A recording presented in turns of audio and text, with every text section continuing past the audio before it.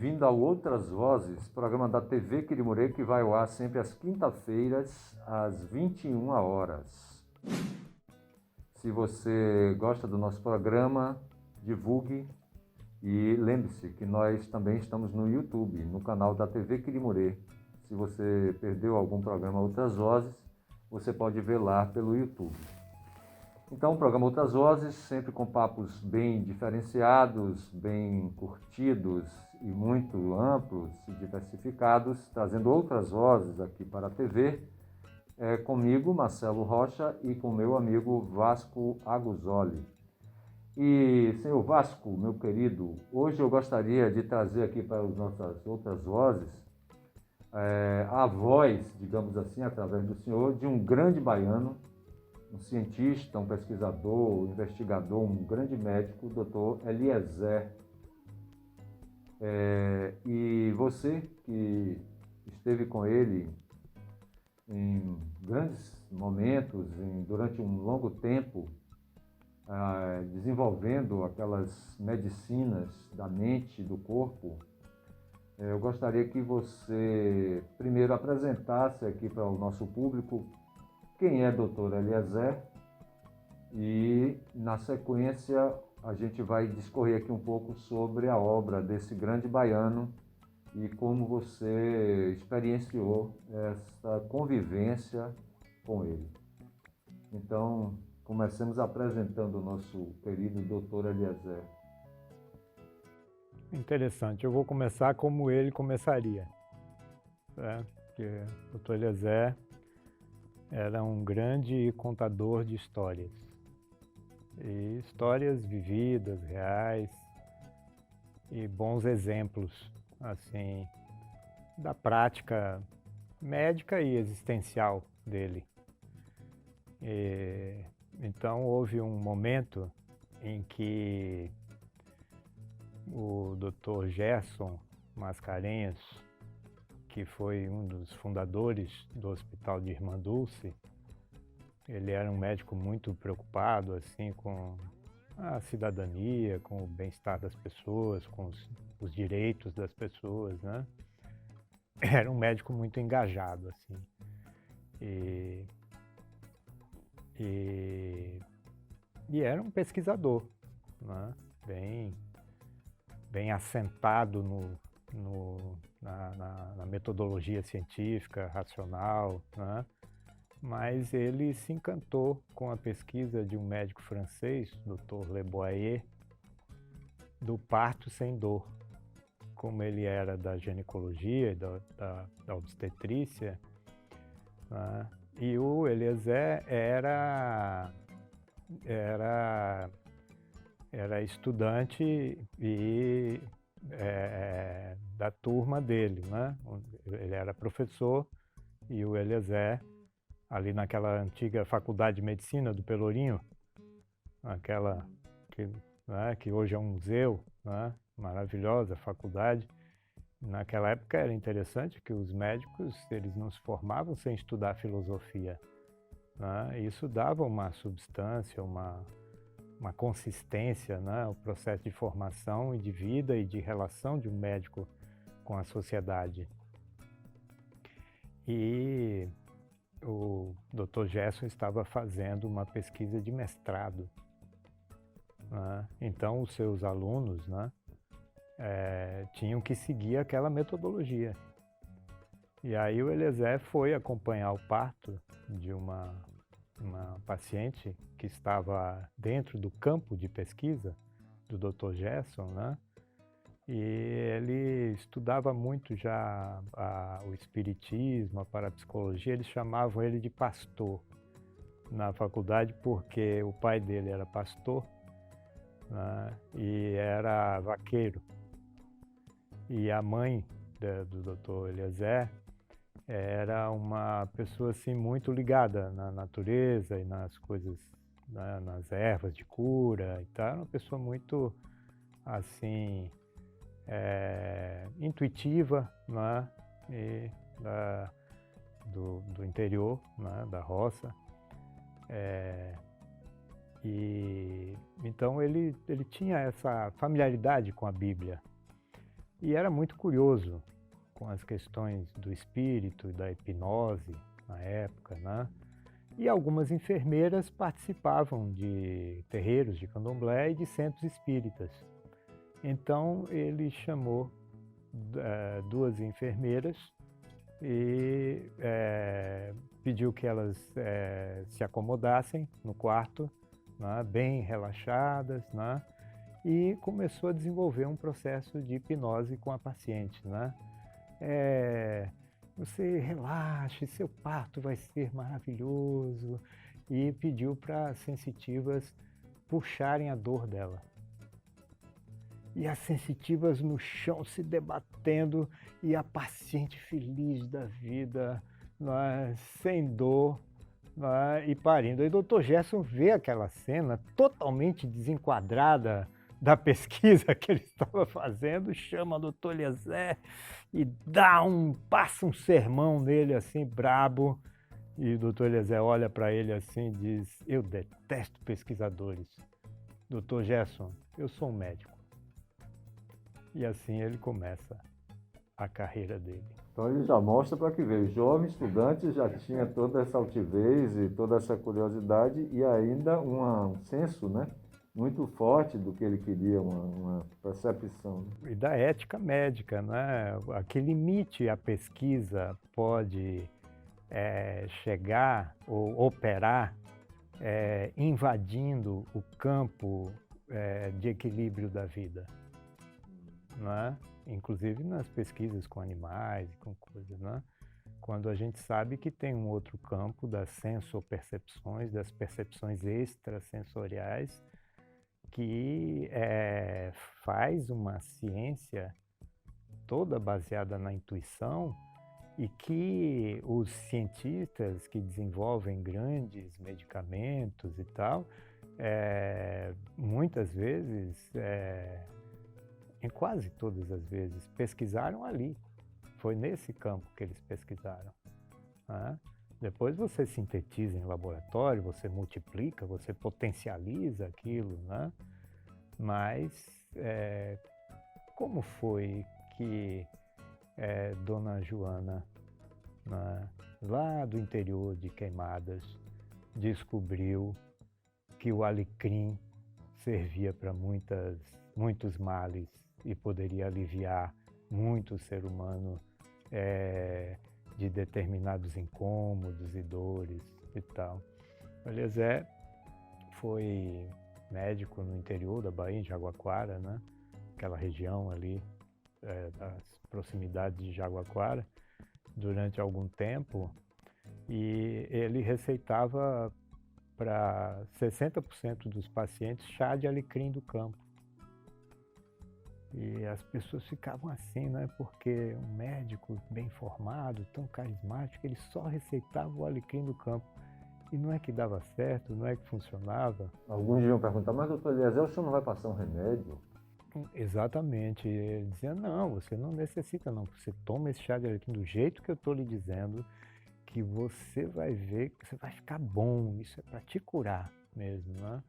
E às vezes as pessoas chegavam no consultório, ele era tão amoroso, né, e bem-humorado, que às vezes a pessoa estava com mal do emocional, né, do espírito, que se fazia uma patologia corporal, um sintoma corporal, e já saía do consultório bem. Né? Então ele começou a perceber que havia algo mais, além do processo bioquímico do processo, né?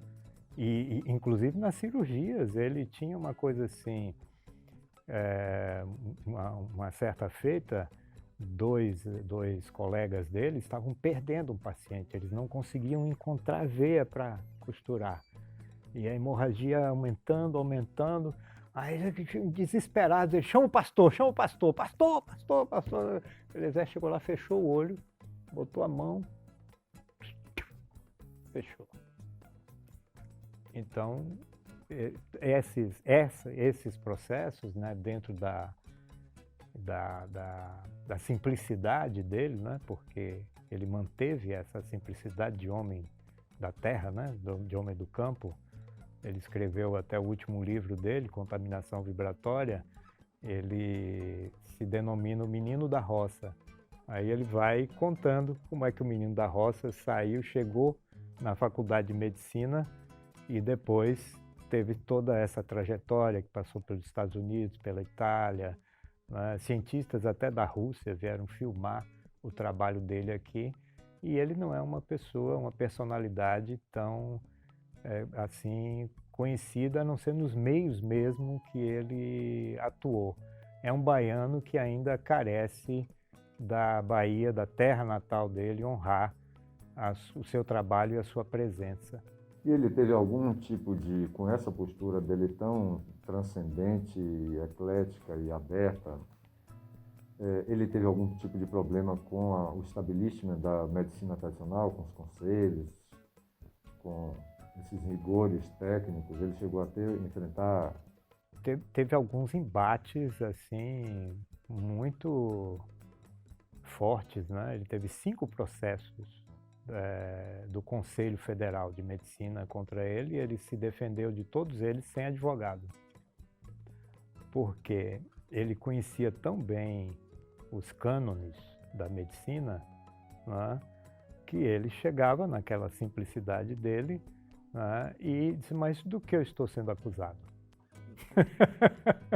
Aí ele ia lá no livro, sim, mas isso está aqui, está escrito, né? A um médico cabe tal e tal e tal e tal, né? O interesse do médico. Então ele ia fazendo a defesa dele, e era uma pessoa assim tão carismática, tão agradável, né? Que as pessoas que estavam ali para julgá-lo, né, e condená-lo dentro de um sistema médico que exige que os seus trabalhadores, enfim, só atendam a todo um contexto político, econômico, né, que está ali vinculado, né, a interesses de laboratórios e tal. E isso tudo está ali, quer as pessoas queiram, quer não, quer elas estejam entregues a isso ou não, quer elas tenham uma consciência política ou não, esse contexto está ali, né? Esse interesse né, do financiamento, né, e enfim, dos desejos humanos de consumo. E um médico é uma pessoa também que quer ter coisas e se, de alguma forma, se hipnotiza pelas coisas da mídia, né, do marketing, do status social. Né? Hoje em dia eu acho que a classe médica, claro, tem exceções, mas é muito presa a essa coisa do status. Né? Como ela é uma classe de poderosos economicamente, de referentes, os médicos parecem entrarem na carreira com um objetivo muito claro de, primeiro, já ficar rico, né? Ter muito bem material, mais do que conquistar, talvez, conhecimentos e capacidades. Deixa eu te perguntar uma coisa.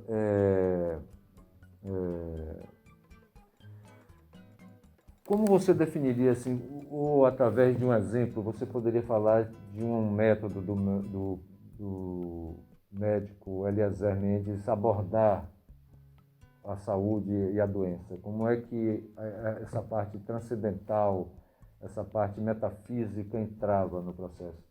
Eu sei que você viveu com ele num centro em São Paulo, cuidando de pessoas, e eu queria que você contasse aqui para a gente como é que funcionava o método dele, como é que abordava, como é que ele tratava esses problemas que ele encontrava. Vou contar 3 momentos, porque de fato a gente precisaria de uns 10 programas, porque são muitas histórias. Inclusive a vida dele daria um bom filme, né? Maravilhoso. Vamos fazer um longa-metragem. Eu ainda tenho esse sonho. Né? Um momento aqui que ele tinha uma clínica, quando ele iniciou assim esse processo de estudos, né? Ele tinha uma clínica próxima ao Teatro Castro Alves. E aí eu não vou citar nomes porque eu não lembro o nome das pessoas, né? Mas uma professora, né, de dança ali da escola de dança do TCA foi, né, para o trabalho dele. Ele se utilizava muito de música, né?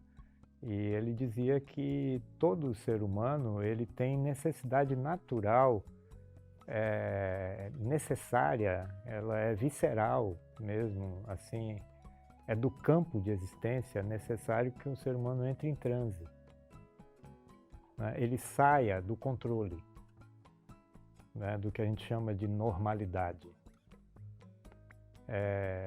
E dentro da normalidade, né, se admite até a neurose, né, mas a psicose ela tem que ser encarcerada. Uhum. Diga-se de passagem, Foucault, né, com os estudos de vigiar e punir, com o estudo da loucura, quanto sempre a psicose foi encarcerada. E violentada. Porque é justamente o criativo, né, traz liberdade, então são seres humanos que não podem ser muito controlados, né, e o poder não gosta muito disso. Então, ele criava um campo, né, de bastante acolhimento e confiabilidade, e através de músicas e de determinados movimentos, ele levava a pessoa a um estado, né, de entrega a tudo o que há, né, de energia que você não vê, para que isso movimentasse e dinamizasse determinados centros que movimentavam a energia. O que ele dizia com relação à medicina e à ciência, né? O problema da medicina é que ela não admite a energia, porque ela não vê e não pode classificar em microscópio, laboratório, né? Então ela não pode aceitar a acupuntura, porque a medicina da acupuntura, ele até fazia uma brincadeira, né? Como é que a medicina agora admitiu a acupuntura, se ela ainda não admite a energia? Ela não trabalha com os meridianos de energia, né? Mas enfim, isso foi só um parêntese. Aí a professora de balé chega e ele diz assim: bom, professora, quanto tempo leva para formar um bailarino que possa fazer um movimento assim mais sofisticado, um pas de deux, uma ponta, né? Enfim, bailar um clássico, né? A pessoa tem que começar, no mínimo, com 8 anos de idade, né? E leva uns 5 anos de treinamento e tal. Então, vamos lançar um desafio aqui, professor. Eu vou formar um bailarino em 5 minutos. E assim, solicitou uma pessoa que nunca tinha dançado música clássica, nada, e através de um processo de hipnose e depois da oferta de uma música, a pessoa dançou e dançou de ponta. Claro que não dançou muito tempo, mas fez movimentos que ele nunca fez habitualmente na vida, e a professora ficou impressionada. E coisas como esta aconteceram assim em muitos trabalhos, da pessoa falar uma língua que não falava, lembrar coisas que possivelmente estavam ali na sua ancestralidade, né? Ele não gostava muito assim de fixar que era uma vida passada, porque ele falava de memórias que estavam no campo, né? Não que ele julgasse ou rejeitasse a ideia de vidas passadas, né? Mas ele dizia que não era necessário. O que você precisa é, no presente, acessar as memórias que, de alguma forma, podem te ajudar no presente ou estão te atrapalhando, para que você as compreenda e transcenda, né? Essa era basicamente o entendimento, né, de trabalho dele. Uma outra ocasião muito interessante, isso foi uma coisa assim muito forte, que nos impressionou bastante, né? A clínica, então, era em São Paulo. Ele teve clínica em várias partes do Brasil, né, em Minas Gerais.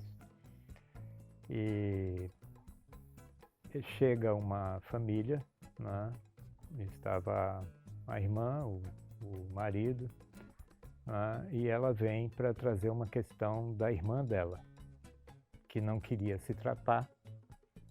E ela, então, pediu um conselho ao Dr. Eliezer como é que ela poderia tratar essa irmã dentro do método dele. E estava lá uma das sensitivas, né, já bem treinadas, né, que trabalhavam junto com o Dr. Eliezer no campo. Nós todos éramos sensitivos a serviço, né, deste trabalho. E a sensitiva entra na sala, né, interrompe a conversa, e começa a pular de um lado para o outro. Ela fazia cambalhota e ela rolava para um lado e rolava para o outro, e rolava por cima da cama e se batia na janela.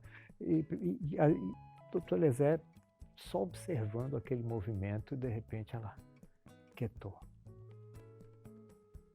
Disse: "O que foi? O que aconteceu?" Quando ele estava perguntando isso para a sensitiva, tocou o telefone. A irmã atendeu, né? A irmã dela estava na estrada de Santos com o carro, né? E o carro deu 10 capotadas. A sensitiva e ela saiu ilesa, sem um arranhão. A sensitiva estava segurando, rodando com ela dentro do automóvel. Em plano energético, uma coisa quase inacreditável, né? Mas ninguém conhecia aquela família, não sabia nem qual era o caso da irmã, e a sensitiva teve essa atitude e descreveu que ela estava dentro de um carro segurando uma pessoa. Coisa de algum tempo depois, né? Não sei se o telefonema foi na hora ou foi um pouco depois, soube-se que ela tinha capotado o carro e estava ilesa. Pois é, se você acha que a ciência sabe tudo, a ciência sabe muito, e a nova ciência que está emergindo aí hoje com a física quântica e as descobertas também do campo energético estão caminhando para reconhecer, né, essas outras dimensões da realidade que não são aparentes nem mensuráveis pelos aparelhos e métodos que nós temos hoje. Isso está caminhando a passos largos, e videntes como esse, né, como o Dr. Eliezer Mendes aqui na Bahia, conseguia já enxergar muito além e não se limitava aos cânones. Lia, sabia dos cânones da ciência da medicina, mas estava ali aberto, atento ao presente, ao que está acontecendo e aproveitando todo o campo de energia, de possibilidades da existência para trabalhar em direção à cura. Eu acho que o nosso programa está caminhando para um encerramento, não é isso, produção? E a gente tem muito que falar do Dr. Eliezer Mendes, e Vasco, com certeza, aqui na Bahia, talvez seja uma das pessoas que mais o conheceu de perto, trabalhou com ele. Eu acho que nós aqui do Outras Vozes ficamos assim, comprometidos de trazer mais Dr. Eliezer Mendes em outros programas também, porque tem muita coisa importante desse grande cientista, desse grande médico aqui da Bahia para a gente conhecer. Tem livros do Dr. Eliezer, provavelmente devem estar esgotadas as edições, né? Mas você pode achar pelo sebo, talvez, procurando, vasculhando, de Dr. Eliezer Mendes. Livros muito importantes, de onde ele discorre sobre a compreensão dele da saúde. Ele escreveu 9 livros. 9 livros, que a gente pode achar por aí. E aqui tem também uma biblioteca viva, que é Vasco Aguzoli. Você que está vendo o programa, se interessar pela vida e obra desse grande baiano e interessar junto com a gente de produzir, inclusive, um filme sobre a vida dele, é só nos procurar a TV Quirimurê, que a gente tem interesse em aprofundar isso. Possivelmente vamos lançar uma campanha para angariar fundos para o filme. Para uma produção coletiva. Estamos pensando nisso. Quem sabe os Moreira Salles, que tem tanto recurso da fonte financeira, e conhece, gostam de cinema e gostam do Brasil, poderia se interessar por um tema desse com uma figura muito ímpar como o Dr. Eliezer Mendes. Então a gente vai concluindo por aqui o bate-papo de hoje. Espero que vocês tenham curtido. A gente vai voltar ainda com mais Eliezer Mendes aqui, em outras vozes, para que vocês, a Bahia e o mundo, conheçam melhor essa grande personagem, essa grande personalidade da vida da médica. E lembrando, Outras Vozes está sempre aqui no canal Quirimurê, às 21 horas das quintas-feiras. E se você perder um programa, não se preocupe que você pode encontrá-lo no YouTube, no canal da TV Quirimurê, tá bom? Em qualquer parte do Brasil ou do mundo, você acessa a TV Quirimurê pela internet. Basta colocar TV Quirimurê no Play Store, é isso? É. E você encontra um aplicativo. Você baixa o aplicativo no seu celular e você assiste a TV Quirimurê em tempo real. É isso aí. Então, boa noite para todos e até o próximo Outras Vozes. Basta você pensar um pouco, que é do seu conhecimento, eu sei, que toda doença mental, especialmente a esquizofrenia, a psicose maníaco-depressiva e a própria epilepsia, está baseada no estado regressivo. Toda esquizofrenia é uma vivência, é uma regressão. É uma vivência, um outro tempo, um outro estado, uma outra emoção que já passou há séculos ou milênios. Mas tudo isso estava gravado no inconsciente, segundo Freud. Nos campos informacionais do universo, segundo os soviéticos.